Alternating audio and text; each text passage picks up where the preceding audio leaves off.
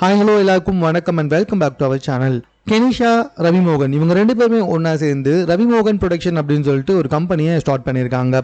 அது மட்டும் இல்லாமல் அந்த இனாகிரேஷன் ஃபங்க்ஷனில் ரவிமோகன் அவர்கள் மேடையில் பேசுனதை வச்சு ரொம்ப தெளிவாக தெரியுது.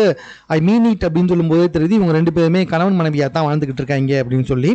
அதில் வந்துட்டு நம்ம ரவிமோகன் அவர்கள் மேடையில் ஏறி என்னுடைய வாழ்க்கையில் ஒளிவிளக்காக வந்தது கெனிஷா தான், இப்படிப்பட்ட ஒரு பர்சன் எல்லாரோட வாழ்க்கையிலையும் வேணும், எனக்கு அவங்க கிடைச்ச மாதிரி அவங்க வாழ்க்கையில் அவங்கள மாதிரி அவங்களுக்கு ஒரு பர்சன் கிடைக்கணும் அப்படின்னு சொல்லிட்டு ஒரு பக்கம் மேடையிலேருந்து ரவிமோகன் பேச, இன்னொரு பக்கம் கீழே உட்காந்து கெனிஷா அழ ஒரே கூத்தா இருந்துச்சு அப்படின்னு சொல்லிட்டு இருந்தாங்க. கேள்விப்பட்டேன், ஆக்சுவலாக நான் பார்க்கல.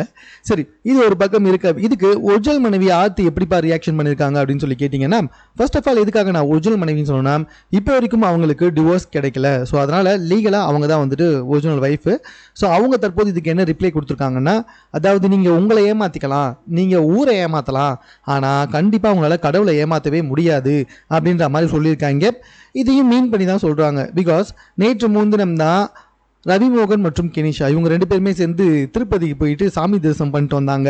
ஸோ கடவுளை ஏமாற்ற முடியாது அப்படின்னு சொல்லி அந்த இடத்துல ஒரு கொட்டும். ஸோ உங்களை ஏமாற்றிக்க முடியாது அப்படின்னு சொன்னது நேற்று ஸ்டேஜில் பேசினாங்கல்ல, அதை உங்களையும் ஏமாற்ற முடியாது, சுற்றி இருக்கவங்களையும் ஏமாற்ற முடியாது அப்படின்னு சொல்லிட்டு இப்படி ரவிமோகன் செஞ்ச இந்த 2 நாள் விஷயத்துக்கு ஒரே ட்வீட்டில் வந்துட்டு பதிலடி கொடுத்துட்டு போயிட்டாங்க ஆர்த்தி ரவி. இந்த விஷயம் தான் தற்போது சமூக வலைத்தளத்தில் ரொம்ப வைரலாக பகிரப்பட்டு வந்துகிட்டு இருக்கேன். பட் இன்னொன்று நான் ரொம்ப தெளிவாக சொல்லட்டுமா, அதாவது நேற்று எப்படி மேடையில் நின்று என் வாழ்க்கையில் அவங்க கிடைச்சது பெரிய கிஃப்ட்டுன்னு சொன்னாரோ, இதே மாதிரி சில வருடங்களுக்கு முன்னாடி ஆர்த்தியும் அவங்க அம்மாவும் என் வாழ்க்கையில் கிடைச்சது ரொம்ப பெரிய கிஃப்ட்டுன்னு சொல்லிட்டு ரவிமோகன் சொன்ன விஷயம் சமூக வலைதளத்தில் இன்னும் பயங்கர ட்ரெண்டாக போயிட்டு இருக்கு. ஸோ இது சம்பந்தமாக உங்கள் கருத்து என்னன்றதை கமெண்ட்டில் தெரியப்படுத்துங்க. மேலும் இது போன்ற செய்திகளோடு தெரிந்து கொள்வதற்கு சேனலை சப்ஸ்கிரைப் பண்ணுங்கள்.